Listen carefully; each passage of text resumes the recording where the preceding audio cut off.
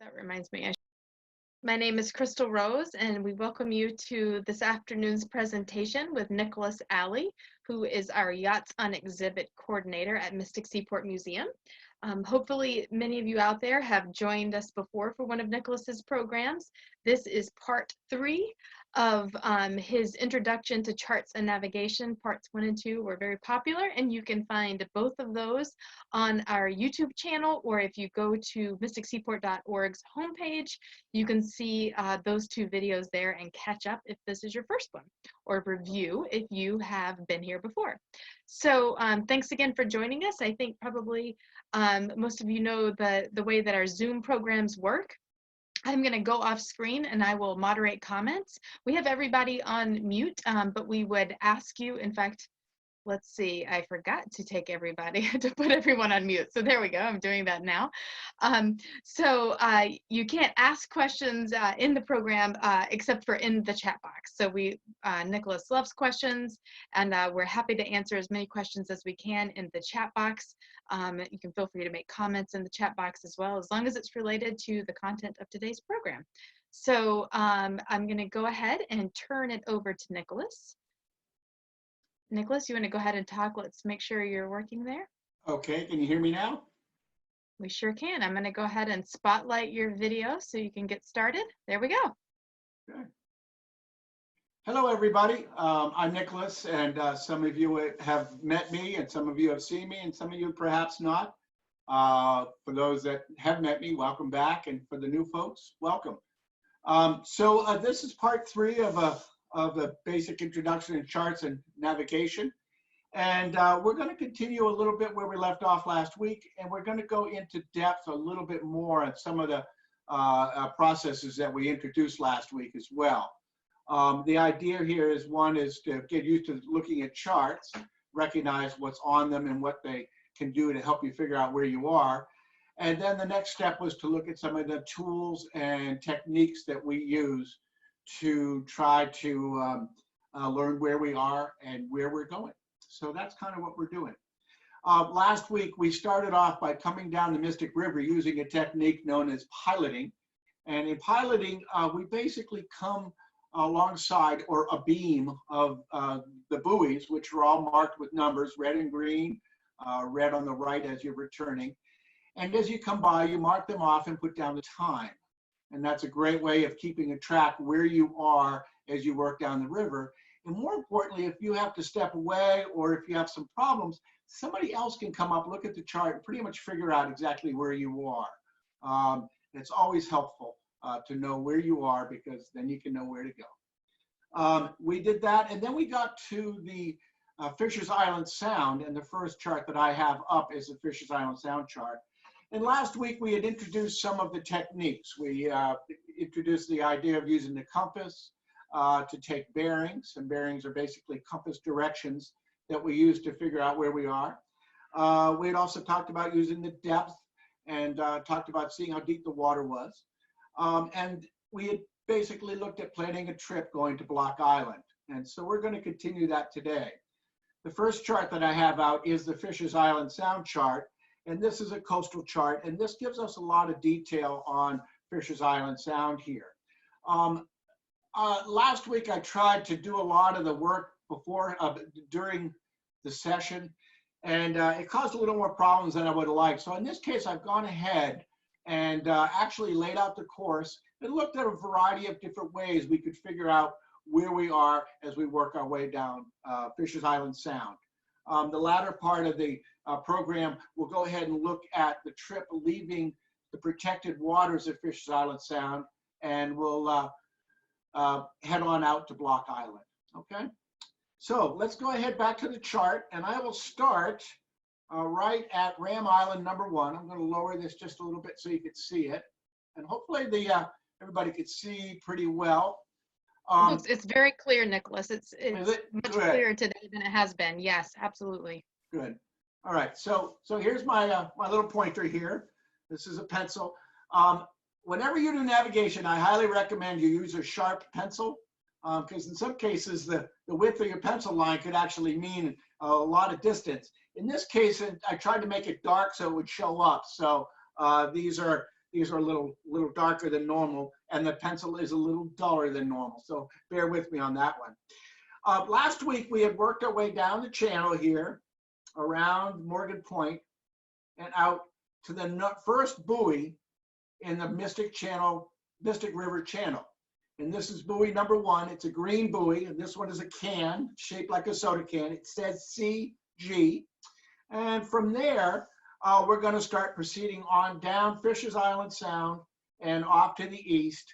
And I'll just kind of do a quick scan, and then we'll shift back, okay?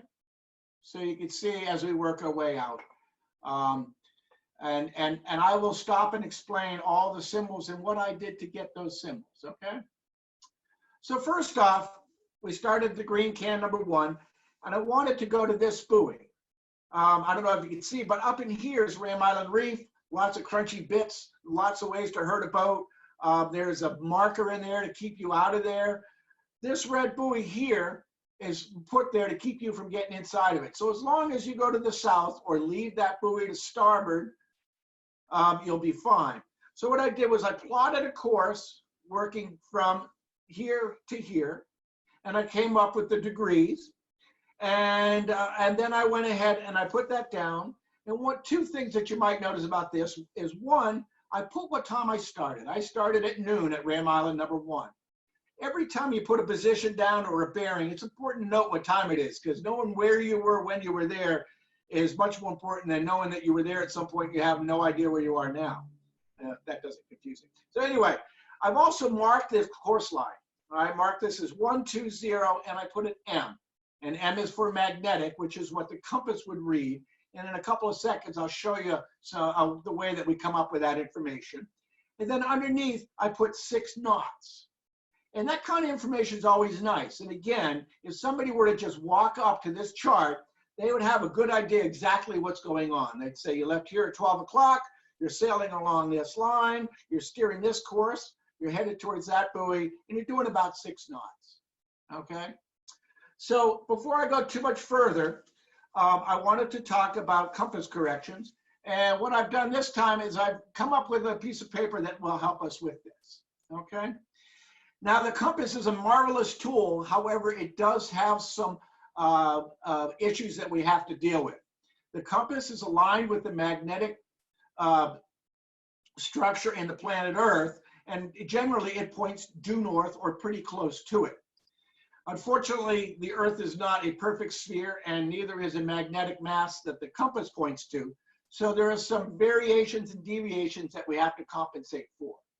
So here are some of the problems that you come up with. And then these right here, and I'm just going to put a check mark, these are what we call these compass courses, okay? So if I was to see the word compass, it would mean that it's been corrected for a couple of different errors. Magnetic, it's been connected for one error, and true is what the true Earth is pointing. So if I'm at true, then I'm lined up with the charts. We had talked about a compass rose that shows you that, and we'll get over to compass rose in a minute. But what this is basically is that the compass does not point to true north, and we're going to compensate for that. One of the easy ways to remember this is, can dead men vote twice at elections? And notice I put a +E and a -west. If you're working from compass to true, if you had an easterly error, in this case, the compass is, the area is off to the east, I would add it to my numbers. If you had a westerly error, in other words, the compass is skewed to the west and is pointing to the west of the North Pole, I would go ahead and subtract that. And so here I've got this set up. If I shoot a bearing and it's 016, the first thing correction is deviation. And deviation is what's caused by masses of metal on your boat. If you've ever taken a piece of metal or a magnet and put it near a compass, it definitely skews it one way or another.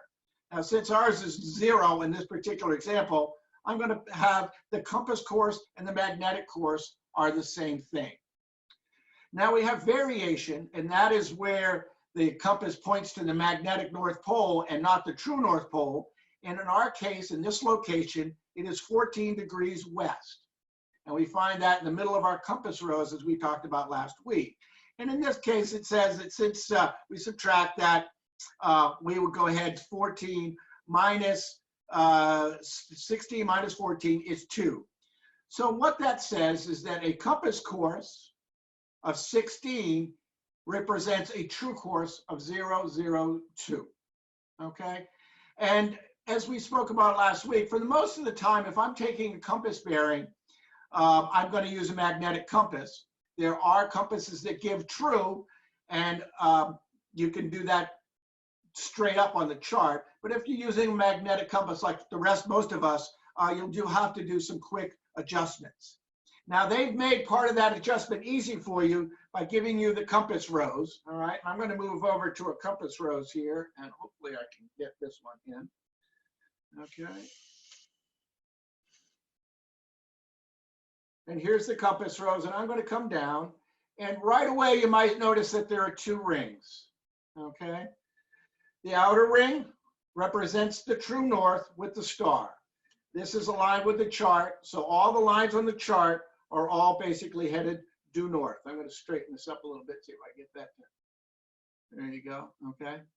The inner ring, and it says magnetic right on it, represents the magnetic one. So if you're using a magnetic compass, you want to go ahead and use that ring. So this compensates for your variation, which is your biggest error, or you could also use this, okay?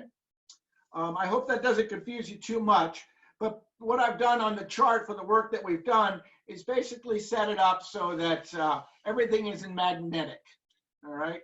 The one case that we would use true north versus magnetic is we had talked about using triangles and parallel rules to transfer information. With the triangles, they got these wicked cool angles. And as long as I put this here, I can come down and read my numbers. These numbers are in true because this line is pointing to true north. So that way, if you want to use triangles, you have to compensate. Now, it makes it sound pretty tricky and complicated, but the easiest way that I found is right on the edge of the chart, you just write down CDMTV and then plus negative west, because the west, negative west, 14 degrees is a constant. So I just know that every time I use the triangles, I have to compensate and add or subtract as necessary. And then it doesn't change, so then it just keeps going. When I use the parallel rules, of course, I can align myself with the regular, just the inner compass rose, the magnetic compass rose, and go from there. And that's what I've done, all right? So that's how we do our corrections, and I can certainly answer any questions on that if that seems confusing, but okay. Nicholas, we're getting a question in. What is the A for? The A. Oh, add. Oh, So okay. 10 dead men vote twice and add.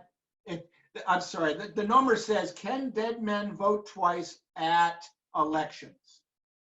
So Thank you. A is for add, and E, elections, is of course for easterly. Thank you. Does that clear it up? I hope. Yep. Okay. All right. All right. So that's the way we can deal with corrections. Okay. The next thing before we start setting off, I've set.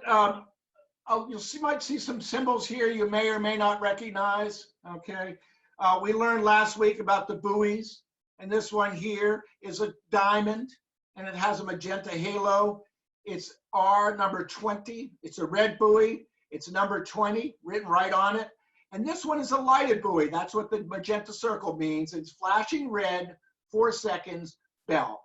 So at night or in the restricted visibility, it'll flash a red light every 4 seconds.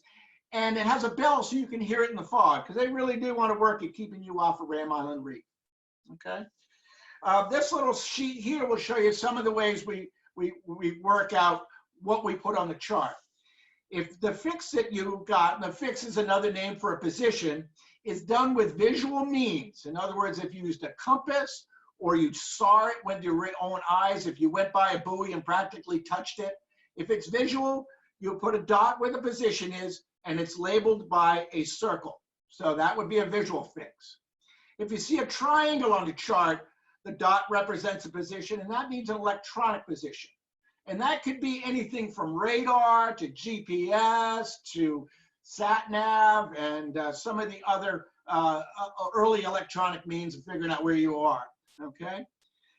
Next, we have what we call the dead reckoning. And deduced reckoning or dead reckoning or deduced reckoning is probably one of the oldest methods of navigating. And it basically takes the direction that you're heading and the speed that you're going, and you deduce where you are from that.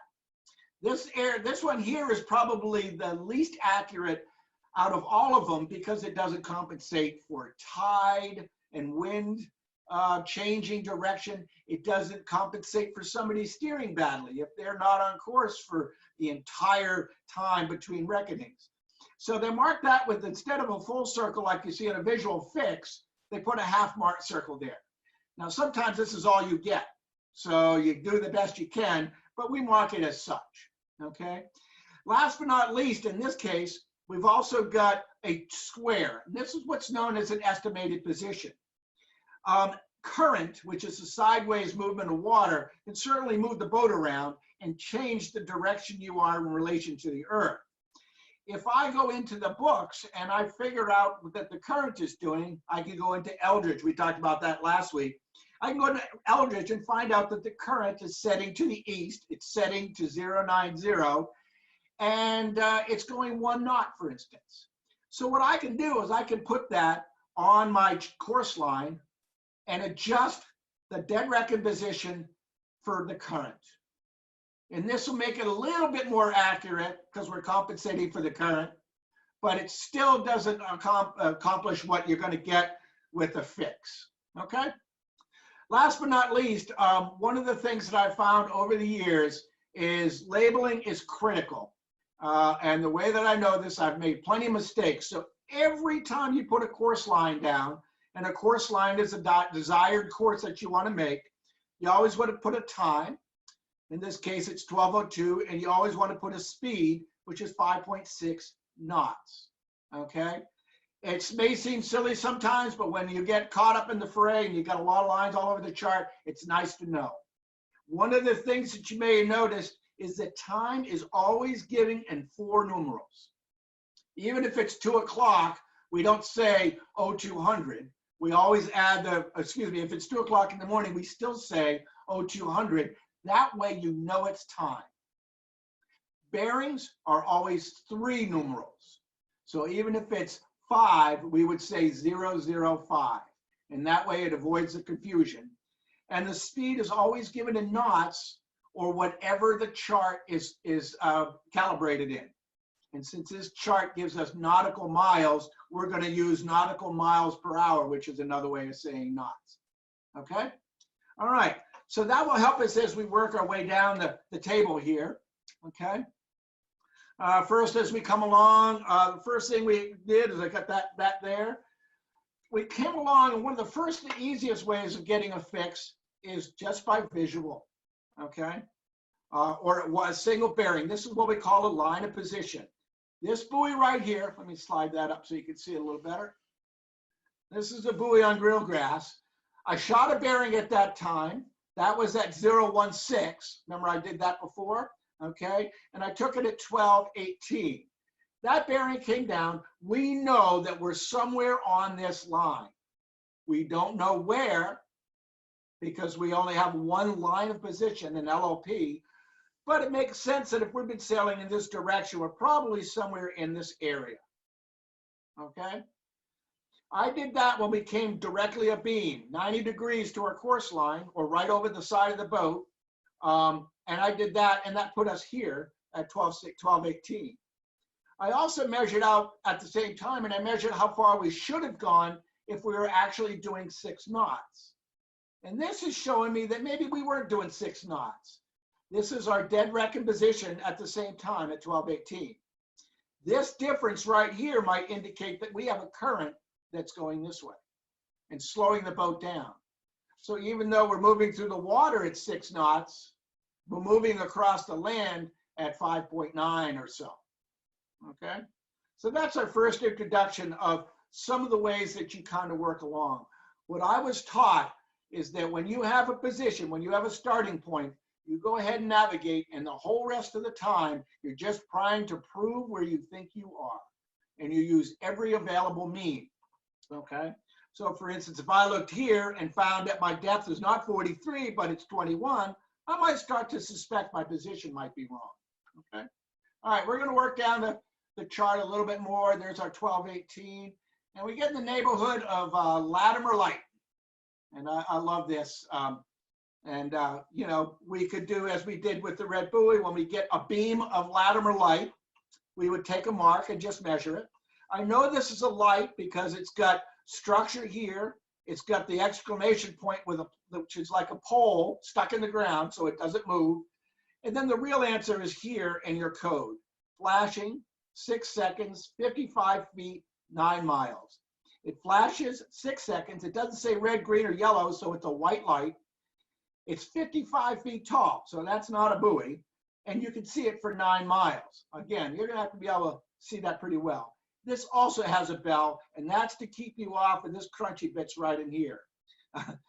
When you get a beam here, I love it. I was doing a trip one time, and I turned to a student, I said, write that we're a beam of Latimer light.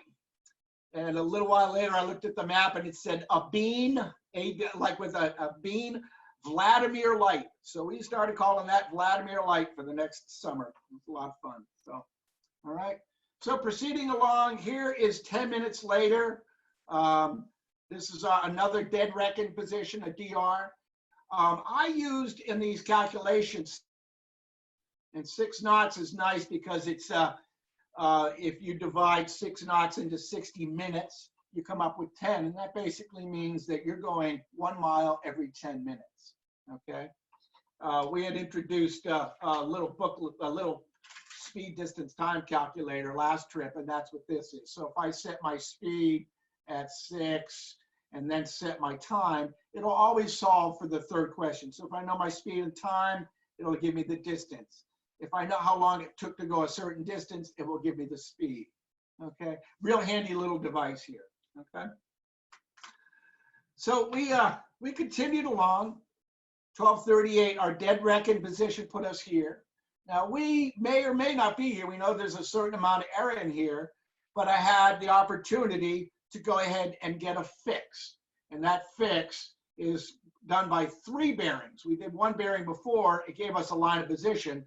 This bearing is going to give us 3 lines of position.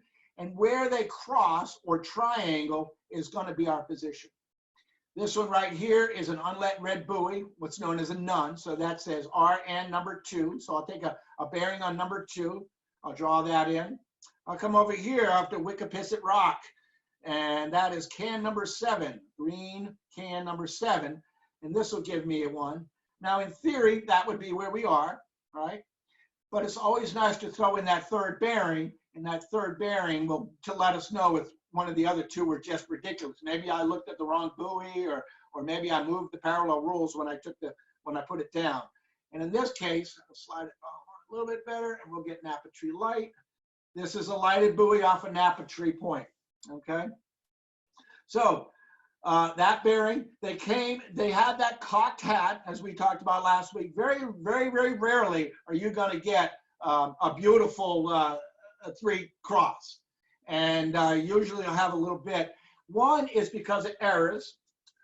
One is because you're moving when you take that bearing, you know, and this might help it show a little bit of it. This is a 3 bearing fix, okay? And I want to talk about 3 bearing fix real quickly. So as it says, we're taking 3 bearings on this. Each one of them is labeled when I took it and the time that I took it. The time it takes to get a bearing varies. You know, in this case, it was 0400. It was 4 o'clock in the morning, and then 401 or 402. So you run into a tricky spot. Which one do you use? So you can see that you have to do that. When you take bearings, the best thing you can do is take all 3 bearings at the same time or as close to the same time as you can and write it down and then go plot it. If you go down and take a bearing and then plot it and then go take another bearing and plot it, you're going to end up with a giant triangle because you've been moving the entire time. Okay? So this one came well. So then I can go ahead and put a circle around it and 1244, okay? Notice that it's different from my DR. This is much more accurate than a DR. So what I would do is I would start a new dead reckoned position from here. So as I work my way out Fisher's Island Sound, I'm starting from this position instead of this one. And notice that's a little bit to the north of our course line. And what that means is we've been pushed to the north. And one of the things that happens is as the tide comes in Fisher's Island Sound this way, it has a tendency to rip across these rocks and push stuff up towards Stonington Borough. So we have to deal with that as well, okay? All right, I'm gonna continue along. That's Napa Tree Point. You probably have all been to Napa Tree Beach. And I'm sure you've been here because this is Watch Hill. Now, let me get this set up nicely, okay?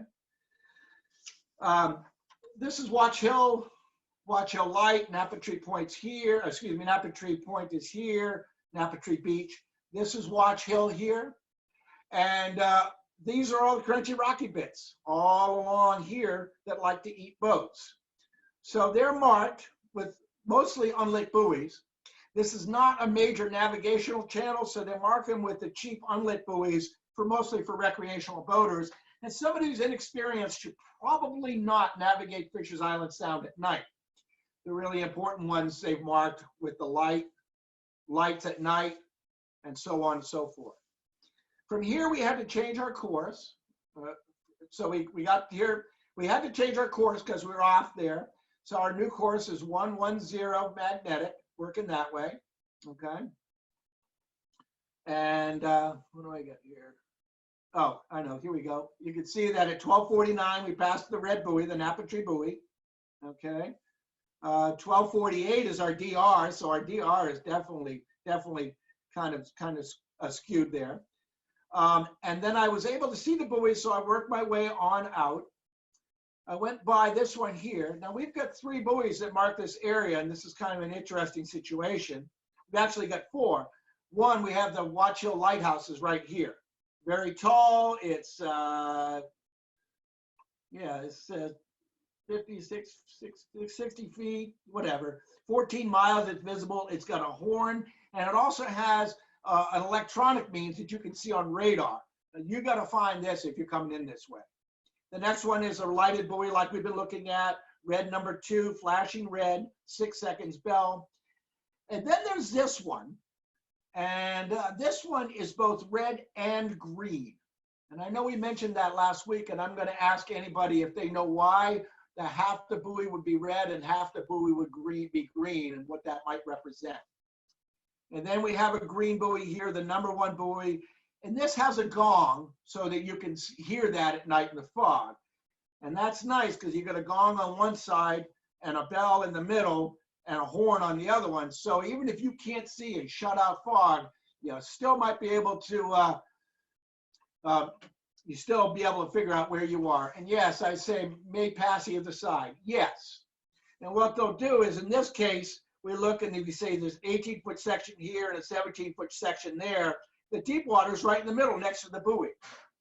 If there's a side that's better than the other ones, in other words, it was 6 or 7 feet here and 20 feet here, this would be the preferred side, and the preferred side would be what color is on top. So if you're coming through here, you treat it as a green. If you're coming through here, you treat it as a red. Okay? So that's our transit through Fisher's Island Sound. All right? Now we're going to head on out into Block Island Sound, and I'm going to take a second here and put a new chart up. And I kind of did the same thing with this one. I laid out the course line and stuff. Now what starts to happen here is you're going from protected water to, bigger water. This is, Block Island Sound is more extensive. There's open water, so if there are already waves, you're going to start feeling them. When I ran Brilliant, we used to call this set stretch of Rhode Island Puke Alley, because that was right about lunchtime. We'd be here, and then we'd sail out, and all the poor folks on board, including myself, would feel the efforts of the swells and maybe not make us so comfortable. A lot of people had a tendency to stay up on deck at that point. So, all right. So, so we got here. Here's Wacho light. You can see the scale has changed dramatically on the chart. This is a planning chart for longer distance. This chart covers Block Island Sound and its approaches. And then we'll see, this is basically the whole Rhode Island shoreline. And I'll just kind of scan along here. You can look Musquamaket, Ninigret Pond, Nebraska Shoals. I like that one because it's the only buoy that you see out here. There's nothing along this to help you out. And then we get over to Point Judith. And Point Judith is, of course, one marks the entrance to Narragansett Bay and Newport and Bristol and all those beautiful places down in there. Right in here is a harbor that they made. This is a giant stone wall, and this is called the Harbor of Refuge. And basically, it gives boats a place to hide if the weather's going crappy on you, and you need somewhere to go. It's a long way down to Newport from here, and it's a long way to Watch Hill from here as well. So if you're getting your butt beat up, it's awful nice to have that. I've ducked in there a couple of times. I was there on Spirit of Massachusetts one time, and it was blowing a gale. We set an anchor and dragged anchor all night long. It was a long night. So there you go. There's your sea story for the time being. All right, I'm going to lower this down, and we'll start transiting the sound. All right, so as I said before, we'll start off here. I chose I used the lighthouse for figuring out what the course was, okay? At 13:15, we were at that buoy, okay? So I've got a good solid starting point, circling a dot right there around that buoy, and a time. So now I've got something that I can work with, okay? Now, as we work our way out, I set our course. It is marked. I've got it labeled up in here instead. 130 at 6 knots, okay? So we steered 130 from this here, and we started sailing out along this line, okay? I went ahead, here is 13:45, a half an hour later. I did a dead reckoning. I just figured, well, if I'm doing 6 knots, I'll just come up my line half of that distance, because 6 knots is for an hour. In a half an hour, I would have traveled that far. That's going to put me there. And then I noticed that I also had a couple of things I could take bearings on. And so I did that. One right here is an Aero Beacon, okay? And the Aero Beacon is as it implies, it's actually set up for airplanes. And so it doesn't give you a lot of information, but you can see it. So this is a fixed object. And again, we've got that exclamation point saying it's stuck in the ground. So I got a bearing off of that. It's on the chart, so I can plot it. I brought that line of position down. It crossed my course line. I was able to see Watch Hill Light. Watch Hill Light is a pretty good, bright, high object. So I shot a bearing line there, and they crossed. I noticed they didn't cross on my course line, but that's okay. Well, I better check it. And I found what we call the Morse Alpha buoy here out there in the middle of the ocean. And I crossed that. And just like always, I got a cocked hat, okay? I put a position down. So now I have a position and a dead reckoning. And I can see that there's some error introduced here. Now 15 or half an hour is not a long period of time to let things settle down, but I do know that something's going on. Could have been my bearing, it could have been somebody steering it, it could have been anything, okay? This light right here, while I've got it, I want to just point out, you'll see it says RWWHIS. This is a red and white buoy, and this is a specialty buoy often called the sea buoy. This one, it's instead of a number, it has WH, which is short for Watch Hill, and then MO in parentheses A. That means it has a Morse code alpha. Morse code alpha is a long and a short blink, okay? And what you would see is you would see that, but notice it's not really protecting you from getting into any rocks or anything. But if you're coming from the sea or you're coming from here, it gives you a good reference point. And once you know you're here, it'll tell you where you're going. What that's really for is to get you set up to go to the south of Fisher's Island and head on down towards the race, okay? I saw that how often you take positions, as much as you need to, or good habit is at least once an hour. So it's very traditional at the top of the hour to take to get a fit position somehow. Even if you're crossing oceans, you put a dead reckon down once an hour. If you have a way of fixing your position, you put it down. So that's how that works, okay? So we're gonna sail around. Now, we had talked about sailing along our course line. We know we've got a little bit of an error. At 1 hour, I've come, in theory, 6 miles, and I've ended up at this position here, okay? This is a dead reckon position at 1415. And I got a little concerned about the current, so I can do one of two things here.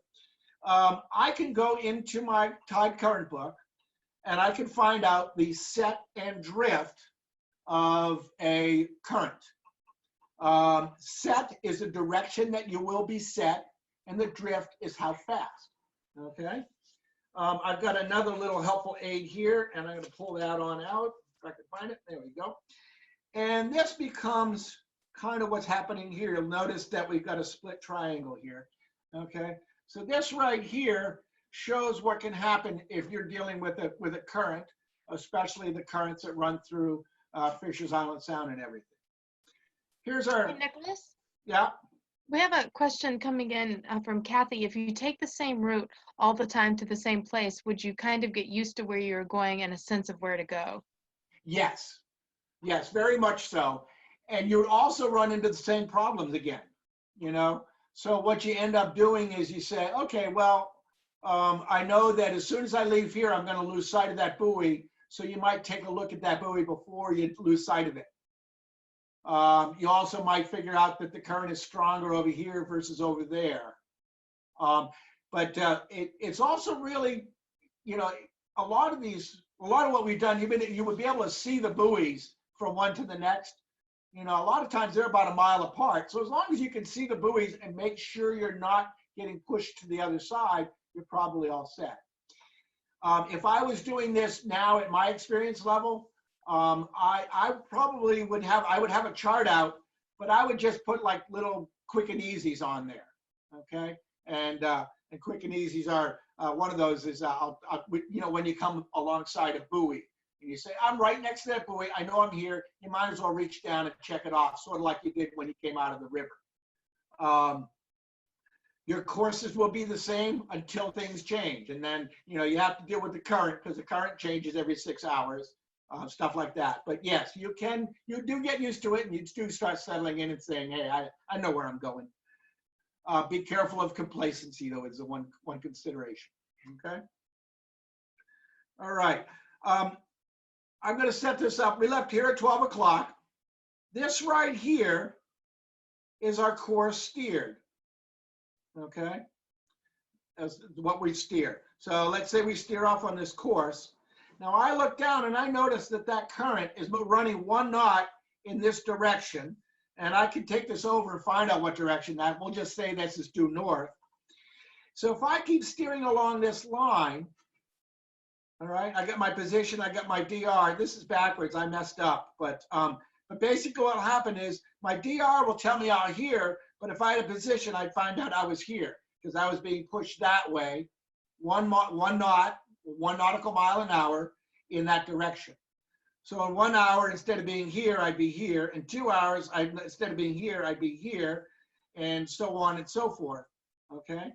This is the course that you steer, this one here, and this is the course made good, or course over the ground in relationship to the Earth. Now we know that if I'm supposed to steer this course to get to Block Island, I'm not gonna get there on that course. But after the first hour, I can see, I know that I've got a current, so I know I'm going to be pushed down and pushed down and pushed down. So if I compensate by, instead of steering this line, I steer this line, I'll get this, okay? So does that make sense? This becomes the course steered, and this one here becomes the course made good, or course over ground. They're the same thing, okay? So that's how you would compensate for a current. Now, if you don't know the current, you can also look from your positions, you know? That's why we keep a DR and a fix at the same time. So, and now I'll kind of show that in the next diagram, next idea here, okay? So hopefully that cleared up a little bit of what we're looking at, all right? So let's see, I'm gonna lower this back down. Okay, there we are. So this is our 14, 15 dead reckon position. I realized that I was getting set because I looked down, and so I compensated by changing my course. And that's what this new course line represents. And I came up 10 degrees. This was 130, this was 140. You know, a lot of times you just kind of just guess. Say, hey, you know, I seem to be getting a little low on my course. I'm gonna steer higher. And so you steer higher or more to the left or more to the right, steer into the current kind of thing, all right? So then we come along and we're sailing this line. We're not aimed right where we want to go. We're not aimed at, you know, we want to go here at the opening, but I might be aimed here to compensate for that tide, okay? So we'll sail along this line, work our way along. Now we're starting to get close to Block Island. You know, we're still dead reckoning because, you know, I can't see a whole lot out here in the middle. But as we get closer, I can start to see some of the objects, the navigational aids that Block Island offers, okay? One of them is this right here. This is the 1BI, a very well-known buoy. That's the #1 Block Island buoy, okay? And that's a nice, tall, green 1BI is the name of the buoy. And that, well, is visible at night. It's just a buoy, so it's not that easy to see at long distances. It's got a bell flashing green, so on and so forth. And the 1BI buoys, to keep boats from getting into this area, this shallows up really quickly, this sandbar here, and this is claiming many a boat, so you better make sure you go to the north of that green buoy, okay? So we got the 1BI buoy, and then I looked around and I said, well, what else can I use? I was able to see the number 2A off of the bottom of Block Island here. And that's a red with a whistle. They use different sound signals so you don't confuse the buoys, if that doesn't make sense. So here's another one. We brought this one, and that one crossed, and it crossed, you know, not too far from our intended course line, okay? And then we came down, and this is the entrance to the buoy to Block Island. And this is where we were, you know, we want to be here. This is where we're going, and that will lead us down this narrow channel into Great Salt Pond, okay? So that one crossed, and the same thing, we had a caught cat, so I picked a spot right in the middle, put a dot, put a time. I did this right at the top of the hour, you know, tradition states it's a good idea. It's a lot easier to do your math if everything's, you know, a half an hour, or whatever have you. And it's just a good practice every hour to put a dot on the chart. And so here you go, there's our 1500 position, okay? And we know we are. This point, I would start the DR again. I did that over here when I changed my course. I started my dead reckoning, and I should have put it right in here, but you know, this would probably be your dead reckon position here at 1500. You know, something like that. Okay. All right. So that's where we are. We now could probably start getting close. So we continue sailing our course line, this one here, 130, and we get ourselves into visual range. And we say, oh, there it is. And you go down here and start lining up on the buoy. Okay.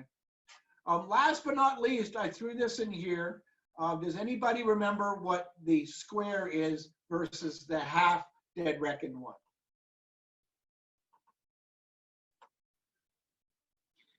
When I introduced dead reckoning, I indicated it was course and speed.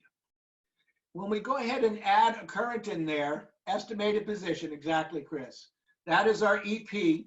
And so we've made our dead reckoning a little bit more accurate by adjusting for the current. Now, since we didn't have a position, in other words, we had nothing to compare it to, we had to go with tabulated current. In other words, we looked it up in the book. And it may not be exactly that, but it's certainly better than nothing. So deduce reckoning and then an EP. And then you find yourself, at this point, it becomes visual. You come in through here, you mark yourself off, you give yourself, you know, 15, 30, whatever have you. And you congratulate yourselves on a job well done as far as getting to Block Island, okay? Hey, Now, Nicholas, yeah, I just wanted to let people know that we had somebody kind of going crazy in the chat, and I just removed them, so that's not disturbing everyone else who's trying to ask questions and pay attention. Thank you. okay, thanks, Crystal. So now we did a 13.5-mile trip, and we did, our navigating along the way. I'd like to introduce a concept that 100 years ago, or 2 or 3, well, the early navigators didn't have much more than this to figure out how to cross oceans. There's a great quote that says that 3/4 of the world was discovered at 3 knots, and it's true. And a ship would leave England and head south to get to the Azores, and they would, in many cases, spend most of their time dead reckoning on their way across an ocean. And I think it was last week or perhaps the week before, somebody asked me if I knew who Bowditch was. And Bowditch was an extremely amazing navigator. And his claim to fame was that after like 2 weeks of not having an ability to figure out where he was, they had celestial navigation at that point. And he was able to get a fix with his sextant, and he basically taking bearings and angles looking at the sky. But he hadn't had one, so he'd been deduced reckoning for like 2 weeks. And that man used that deduced reckoning and sailed into Salem Harbor, which is fraught with rocks and death, with a 2-week-old position and shut out fog. It was an amazing feat of navigation. I certainly wouldn't try something like that. I would anchor outside and wait till I could see. But that was one of his claims to fame. And it just sort of shows how amazing these navigators were, especially crossing oceans. So that's us getting into Block Island. I've got a few subjects we could talk about that I wanted to go over. I was going to talk a little bit about electronics. I know this is a traditional navigational, but even nowadays I try to use a lot of traditional navigation, but I also use any means available to make sure that I'm safe. We talked about trying to find speed last week, and honestly, the easiest way to find speed is to look down at your speed log or your GPS. There's a running joke in a lot of the boats I've worked on that when you use celestial navigation, a lot of times you need to know what time it is. Well, there's nothing more accurate than GPS time. So even though we're not using GPS for the position, we would use the GPS for the time. So, you do what you got to do, and you got to do it safe and make sense too. So, all right. Nicholas, before you show up any other things that you're going to go into, I had 2 questions I just was hoping you could answer for Kathleen, who's been very asked a question a while back I wanted to get to. Her first question is that she noticed you're using the chart a lot. You're writing on the chart and erasing and writing again. And she asked, do you have to buy new charts often because of that? And then her second question is she's just wanting to know, are there seasonal currents? Yes and yes. Thank you. So with the chart, so I don't know if you saw the first meeting, I pulled out a chart, and it was this old beat up chart of Puerto Rico. And I brought it out because it had a bunch of old positions on it because we used to transit that area a lot. And you go back and you erase all the old paper chart, and then you spill coffee on everything, and there's pens, and the charts get pretty raggedy after a while. So you do have to replace them, and they are paper, but they're also designed to be written on. And so you have to accept that. Somebody asked about folding a chart last week. Yeah, of course, it'd be great to not have to fold a chart, but sometimes you have to. A lot of people roll charts so they don't get creases in them, but then you got a chart that won't lay flat, so it's a struggle. The other thing is that things change on the charts. Now, we keep up with them because the Coast Guard tells us, and they give us notice to mariners that tells us when buoys have changed and conditions have changed and depths and so on and so forth. And what they'll do is every time there's 100 corrections on a chart, they'll print a new chart. As a professional mariner, I need to keep my charts up to date. So anytime a new issue comes out, I get one. And I also will go back and correct the charts that I'm using. The other part is sometimes they get pretty beat up.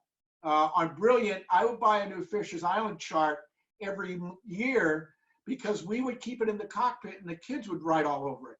And that chart, by the end of the year, I used to pull them out and ask people how old they thought the chart was. And they would tell me 20 years old. And I said, no, this is one season because we use it. So, you know, if you take care of them, do the best you can, you get a couple of seasons out of them, you're doing great. They cost 12 to 25 bucks, so it's a good thing. As far as seasonal currents, to some extent, yes.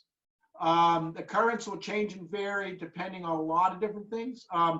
One of them is what we call a freshet, and as water melts in the spring, a lot of tidal areas will be affected by that. I used to live and work in the Chesapeake Bay, and the water coming down the Susquehanna River in the spring was tremendous. And so, you know, the Chesapeake Bay is an estuary, a lot like Long Island Sound, but, you know, we would have this influence of the water coming down, and it would set up a pretty strong current. And it was also all fresh water, which would change how the patterns of the currents flowed as well. I'm not sure how much the seasonal affects the major currents.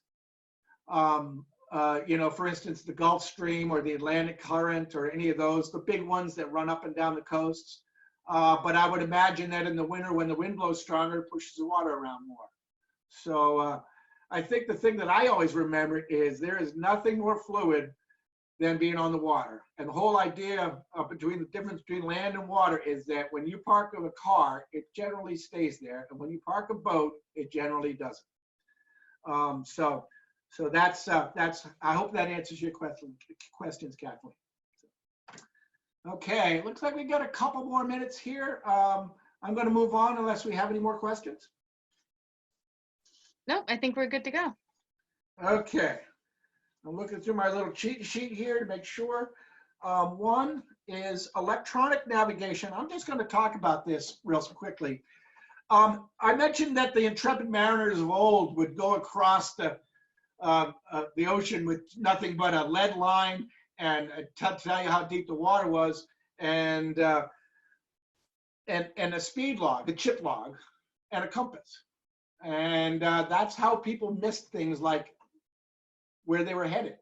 And so they actually would purposely, I was taught to come in, create an arrow. If I aimed to the south of where I wanted to go, when I finally saw land, I would know I would have to go north to get there. If I didn't do that and tried to steer towards it, I wouldn't know whether I was north or south of, say, Atlantic City. So I wouldn't know whether I turned and went up the coast or down the coast. The next thing that happened was the development of celestial navigation. And celestial navigation, as it implies, uses the planets and the stars as waypoints to figure out where you are. And in that, you take a bearing like we're used to, but you would also take an angle and you would measure the angle, and you would end up with a line of a position. Or, you know, I'm not going to get into too much detail, but you could get a couple of different stars and get a couple of different positions, and you could figure it out. It's, you know, it's not as tight a tolerances as regular bearing navigation, but it's better than nothing. The next thing that came along, and of course, you know, on the coast, they were using lights. First it was bonfires, then it was lighthouses. And then you might notice that the lights would have different blinking characteristics. And that was great because it told you which light you were looking at. And then the next step was with the development of radio. They realized that if you put a radio tower up and transmitted from it, the strongest signal came when you pointed the antenna at the radio tower. So when I started, we used to use RDF, radio directional finding. And you would get this machine up on deck, would have the antenna, and you would rotate the antenna back and forth until you got the strongest, or actually you got the null, the weakest symbol, which meant that the antenna was not pointed at it. It was the easier way to read it. And then that we would tell you that you could look on the chart and that radio tower is there, and you could get a line on your chart, a line of position. And it wasn't much, but it was better than what we had. And then they started figuring out that they could use LORAN, which set up a whole series of towers. And then you could use the same thing and get multiple lines of positions using the towers. The first satellite-based navigation system, you know, we're pretty well settled in with GPS nowadays, was known as SatNav, and it used a single satellite. And I remember as a kid or a young man, waiting for SatNav to come by. And basically the satellite would pass overhead and it would transmit a signal. And you would go ahead and your receiver would pick the signal up, and it could sense what they call the Doppler shift. And as the satellite passed over, the frequency of the signal changed, sort of like a train does when it's coming at you. You know, you hear ding, ding, ding, ding, ding, ding, ding, you know, if the satellite was approaching you, the frequency would increase, and then as it was going away, it would decrease. And I remember sitting there and doing things like you could see the satellite going across the sky, and then you would see it come on your receiver. It was pretty cool. But again, it only gave you one position, one time, once a day. But if you're in the middle of the ocean, that's pretty good. It's a lot better than nothing. And then the GPS came out, and just like radio started using multiple radio towers, they started using multiple satellites. And that's what we do nowadays, is we have a whole bird cage of satellites doing a North Pole, South Pole rotation. And as you know, it's extremely accurate, extremely easy to use. You know, in the old days, you used to have to get your charts out and interpolate and do all this stuff. Nowadays, it's just like, you know, press your wristwatch and there you are, you know where you are. So pretty amazing stuff. But one of the things that I tell people is it's only as good as your electrical system. And, you know, if your batteries go down, done. You have no means of navigation. And that's when this stuff comes in particularly handy. And so as a mariner, it says somewhere on this chart that no single aid to navigation should be relied upon. And the mariner should use as many means as possible to figure out where they are. I paraphrase a little bit, but that just says, you know, don't just go willy-nilly. I ran into a fellow out here in the middle of Block Island Sound in shutout fog on a jet ski. And he had his 2 kids with him, and he saw us, came over to us and said, "Where's Block Island?" He was using his cell phone as a navigation device. He lost his 12 volts, and now he had no idea where he was. He was with his 2 sons on a jet ski in the middle of Block Island Sound. So try not to do that. So, all right. So let's see, 301. I did want to talk a little bit about some special cases with bearings. I didn't know whether I was going to have time to do this, so I went ahead and made a couple of things that might help out. So, Crystal, can I just have my other screen back? Yep, there you go. All right. First of all, when I showed you the compass the other day, I pointed out that there's a lubber line which tells you where you're going, and then I pointed out another line that showed you where you where 45 degrees was. And the reason we use 45 degrees is if I'm sailing down this line right here, and I get here and I take a bearing, okay, that's my 45-degree bearing, and then I sail until this object is at 90 degrees or a beam. This creates a right triangle. So the distance that I've traveled here is the same as the distance off. So with one object, I can get a location. So I don't need 2 or 3, 4 bearings. Again, it's not the most accurate, but it's better than nothing. And this is kind of nice if you want to kind of make sure that, you know, and of course you do need to have your speed. Now, if I did the same thing and notice that this is 45 and this is 90, this is all called doubling the angle of the bow. There's a number of different variations on that theme. Another one, and I'm not going to do it, but you could do 22 and a half and 45. Okay. And then what happens there is when you get these two bearings, and the same thing, the distance that you travel between those two will tell you when you reach here what your distance is going to be off. The problem with this one is you won't know how far off you are until you're off. With this one, you'll know in here what your passing distance of the object is going to be. Okay. Another trick that people will use sometimes is if they're coming down a channel, they might put up a danger bearing and they will write it right on the chart. This is great if you've got a lot of different people steering. And you know, let's say you want to go to a place down here. And you basically say, don't turn until you get past this bearing. So this is a danger bearing. If I turn here now, I might hit that rock. So I'm going to go until I'm past the danger bearing, and then I can turn and start sailing on down to my destination. Okay, that's another one there. Okay, something else that is wicked nice is what I call the cheap and easies, and these are objects that happen naturally. One is a range. So if you're sailing along like this, okay, and you got one buoy here and one buoy here, if I wait till those two buoys are lined up,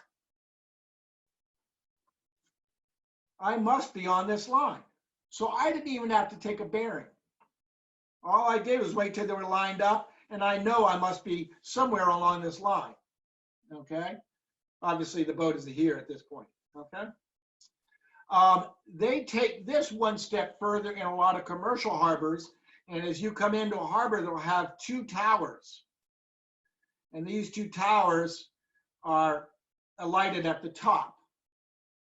And basically, the channel runs down like this. If you're out here and you line up, so these two lights are right in line, you're going to be in the middle of the channel.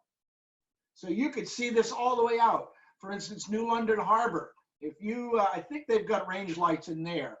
Chesapeake Bay and the Delaware Bay have a lot of them. So you come around the corner and then you line the two buoys, the two range towers up, and it'll set you right up perfect. And then you come down the middle of it. If you see somebody else coming the other way, you move over to the right a little bit because, you know, just like cars, everybody moves to the right, so on and so forth. Okay? And so that's about all I can really get into. Well, actually, one more is what they call the running fix. And if I'm sailing along like this, okay, and I take a bearing here, and I sail past it, and I take a bearing there, I sail past it. We know that when we were here, I'm going to call this 00, and I'm going to call this 05, 5 minutes later. We know we were here at then, and we know we were here then. And we also know our speed. If I take this bearing and I just advance it, so in 5 minutes, I know, let's say I went, you know, whoever went this far. If I move this along and if I transfer this line up this way, I move it up, I advance this line of position to here, so this is at 05, I now have a location. Sorry, I was not.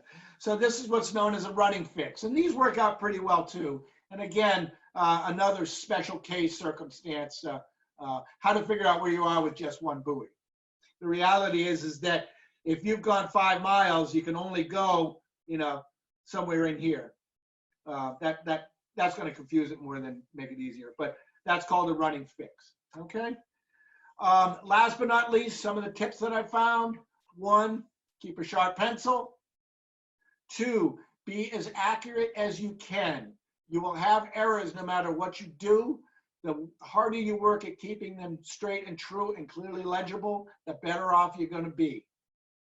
3, label everything. It's a lot easier to look down and to try to remember why that line is there or why that, you know, question mark. Okay, you can always erase them. Do not even put pens on the chart table. People will pick them up and write on your chart, and you won't be able to erase them. And if you're ever in doubt, stop, breathe, and think about it. So I think that's going to end it for now, unless anybody's got any questions. Nicholas, that was great. We do have a few questions, if you don't mind, that have come in, and I was kind of saving them for you. So one question is, someone is wondering if you have any comment on NOAA initiating a 5-year process to end all the paper traditional nautical chart production. So I don't know where they are in that cycle. I know that they are, I think they've stopped printing charts. You know, we were all worried about that. Like, NOAA's not doing charts. Well, you know what? The private sector picked it up. They've been doing chart printing. I mentioned Frugal Navigator. A lot of people are doing them. You can buy them. I can't imagine that they would stop checking the information regularly, because that just would be dangerous. So hopefully it's just they're not going to print charts and just buy them somewhere else. Great. Very good. Rob wants to know, are there different charts for personal craft versus commercial craft? Yes and no. Yes, in the sense that they have small, like little, first of all, you have the chart kits. I think we talked about those before, and they'll take a whole series of charts and make them a little bit smaller, and they fit into a book. They also have like charts that are more designed. They're all the same information source. They're just packaged differently. They're like little fold-out ones, and they're great for small boats. You know, they look more like road maps. You know, and you know, and they might be focused on a fishing area. And then somebody's taken the NOAA information, and then they've added other information, like here's where the rockfish are, and this is great for flounder fishing. They do make some different ones. And then there are a lot of private sectors. Like, you can buy waterproof charts that are basically the same NOAA charts, but they're waterproofed. And then some of the dynamics are different. And then there are some sailing charts that some companies will make, and they will put in course lines between popular locations. So you can buy it, and it will have all kinds of stuff. It'll have the waypoints where certain popular objects are. So you don't even have to do the navigating. You open up the chart, and there's the line, and there's the distance, and steer this, and you'll be fine. So there are a lot of different ones. Yeah. Very good. James wants to know if you recommend any additional learning opportunities, like in-person classes or online, to further one's knowledge in nautical navigation. There certainly is a lot of ways of learning this. Reading books is one way, and there are thousands of books, most of them in my living room, that much to my wife's right there behind you. The Power Squadron does courses. There is a private sector that does courses. I used to work with the Annapolis Sailing School years ago, and we did classes on navigation. The cruising clubs very often will get involved. And the neat part about taking a class rather than doing it by reading is you have some feedback. You know, you can sit in a chart room. Professionally, you have to show proficiency in this. And so I've taken classes in that kind of proficiency, and it was great. It's nice to have somebody there to say, hey, you know, if you just did this, you'd be better, or go sharpen your pencil because you're half a mile off, you know. Very good. Just a couple of other comments. You've had a lot of thank yous coming in, Nicholas. A lot of people have really enjoyed this. I just had a great comment from Peter that I wanted to read. Oh, from Peter Cross. He says his retired math teacher loves the practical application of math. And then Elisa Hawkins and her little brother have been watching your programs and really enjoying these programs. So people are very thankful for your classes. And I will say that we've had a few requests. I know, and I want people to know that in the coming weeks, as we make some shifts at Mystic Seaport Museum to try to, you know, maybe hopefully start opening up at one point, Nicholas is going to be, you know, getting back to work and getting boats in the water and doing things like that. But I am hoping that maybe in the future, in the coming weeks, we could still him for another session, because we've got some serious requests coming in for electronics, GPS, and radar navigation. So if you would be interested in doing a session on those in the coming weeks when you have a little bit of time on your hands, which I know is probably not often, but if you could think about that, that would be great. It sounds like people would really be interested in that. Well, thank you, Crystal, and thank you, everybody. That was great. I'd like to math and teaching teenagers, and we would say things like, well, how long is it going to take you to get here? If you want to buy that person ice cream, you got to know how to get to the ice cream shop, and you got to know when you're going to be there. So that can be a lot of fun. So, and everybody, it was a great pleasure. I really enjoyed this, and I certainly would like to try to do some more. Spring is a tough time in our business because everybody wants to go sailing and get their boats ready, and that's part of what I do. But I'm sure we can figure something out about getting back on here and talking some more. Awesome. Well, thank you so much, Nicholas, and thank you everyone for joining us out there. I hope that you have a great weekend. Stay safe, and we will have some more programming coming your way next week. Bye, everyone. Bye-bye.